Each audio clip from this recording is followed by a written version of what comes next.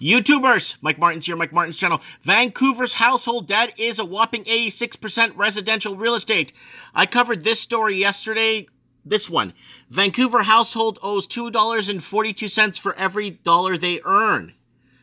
That is not good. So I covered that yesterday, and then now they're coming with a wraparound article to kind of enclose the article in one big bombshell. Congrats, Vancouver! You're Canada's most indebted city, largely due to the rapid rise in real estate prices. Breaking down from the Canadian Mortgage Housing Corporation numbers yesterday, we can see where Vancouver spends its cash. In Q2 2018, over 80% of Vancouver Census Metropolitan Area debt was tied directly to value of real estate. Vancouver now is the most vulnerable city when it comes to interest rate hikes due to the real estate debt. Debt to income ratios. The debt to income ratios is measured as a measure of debt that tells you, guys, I keep talking about TDS, total debt service ratio, and debt to income ratio, and trying to break it down for you guys. I've been talking about this for 5 years. Go back 5 years on my channel. You start talking about TDS and what you're allowed, what puts you in a gray area to watch out if you're in a gray area, what to do if your credit score drops and then your interest rates on your next mortgage or loan might go up and stuff like that, to watch out for your total debt service ratios and refinancing and stuff. I've been talking about this. Car insurance, cell phone bills, they don't never add that stuff to your total debt service ratio when they're taking your mortgage application or loan application. So you got to be careful with that. So, contrast to the amount of disposable income households have. The higher the DTI, debt to service ratio, more debt households have relative to their income. The lower the ratio, the lower the debt they have relative to their income. Ideally, you want to see this ratio taper when the economy is booming. That is, unless you're a central bank and trying to stimulate the economy with cheap debt. What have been talking about 0% historically record low interest rates and cause this artificial bubble of helium. High DTIs must seem manageable, but there's quite a few problems with it. When accumulated at low rates, these borrowers are certain to see service costs rising. Since their debt service ratio is already high, a rise in rates could push these households to their limits, but best case scenario, these households slow down consumption. The slowing of consumption, especially when tied to the region, can have a big impact on local economy. Remember, guys, consumer spending goes down. People have less money to spend. That's what usually happens. Now, what have they been talking about? Raising rates. On $100,000, they raise rates by 1%. On $1 million, you're looking at $10,000 a year. So if you took a $2 million bungalow, if you bought a $2 million bungalow, your payments are going to go through the roof if it goes up 1%. So that's what people haven't created that aggregation or haven't created that cushion. So unless they pay down half their house, which is a good thing because then they have that little bit of a buffer zone. Because nobody wants to pay for a house worth less than what they bought it for, right? So a drop in GDP can mean a decline in employment, stalling wages, and recession. Not a sexy best case scenario, is it? On the notes, let's break the numbers down. Vancouver households owe $2.42 for every $1 they earn. So we talked about this, right? Vancouver takes the cake for Canada's most indebted city. The DTI ratio for the city's households was 242.11% in Q 2018. That's crazy. Up 7.1% from the past 3 years. To put it another way, these households owe $2.42 for every $1 of disposable income they earn. Oh my God. So if they have $10 to spend, they owe $24. Holy crap. That's 16.34% higher than Toronto. The next city on the list, it's also 41.32% higher than the national average in Canada, which is the one highest city in the world, and pretty impressive print. A very impressive print there. Canadian to debt to income ratio. Look at that. Vancouver, Toronto, Victoria, Hamilton's up there too. Canada as a whole. So I usually don't go below Canada, because then you have your benchmark right here. So you got up to here.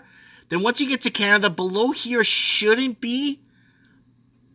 Once you go through the entire country, I think once you break it down here, right here, you're in the normal zones right here. Right in this zone right here. Just in and around right here. Once you start getting up to here, whew, even Regina's pretty high. 169. Montreal, 167. That's too high.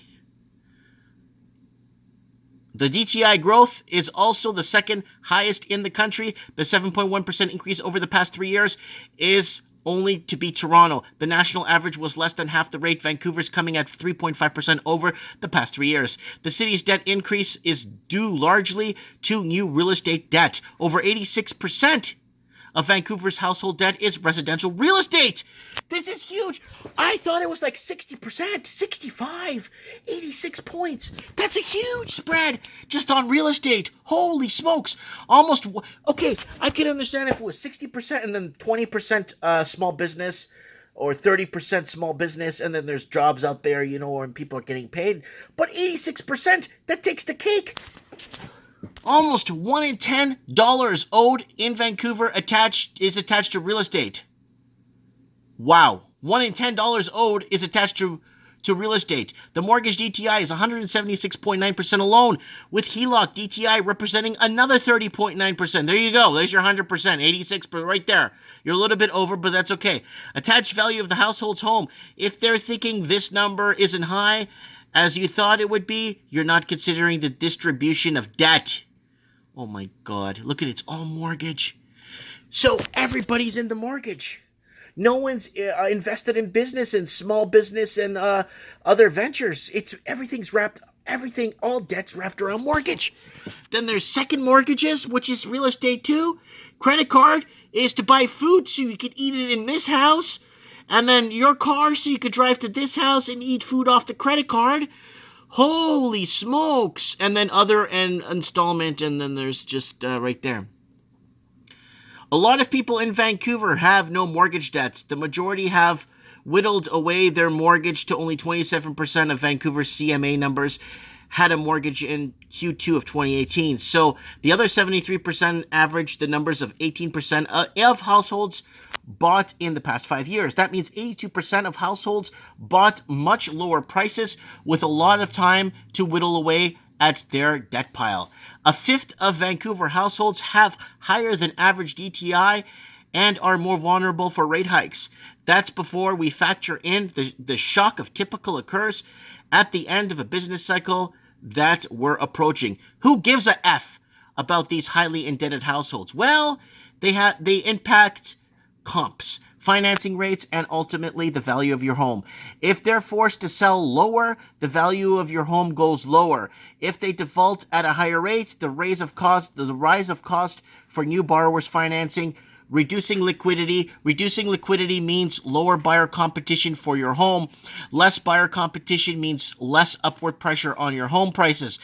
Both of these problems are ultimately turned into a liability, even if you aren't one of these in highly indebted households. And it's going to affect renters, guys. Renters will get affected because if people start to realize that they're underwater, they're needing a little bit more money, they're going to be raising interest rates. How are they going to cover their spread? How are they going to consume? They need to eat, so they need a credit card to eat.